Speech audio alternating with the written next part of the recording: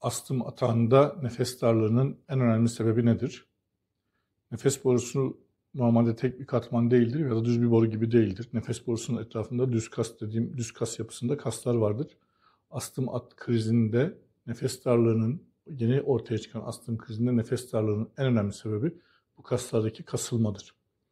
Aynı zamanda iltihabi durum da artmış olduğu için nefes borusunun içini döşeyen zarda da bir takım değişiklikler olur. O da iltihabi durumu arttırır. Hatta bunun artması da kaslarda kasılmaya sebep olur. Aynı zamanda bu iltihabi durum arttığı için nefes borusunun içini döşeyen zarlardaki hücreler daha fazla tahriş olur ve ölür ve dökülür. Ve bütün bunlara da tepki olarak daha fazla balgam yapılır.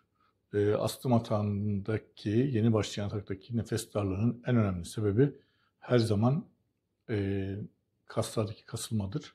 Kullanılan ilaçlar da, özellikle nefes açıcı olarak kullanılan ilaçlar da bu kasları gevşeterek hastaların rahatlamasını sağlarlar.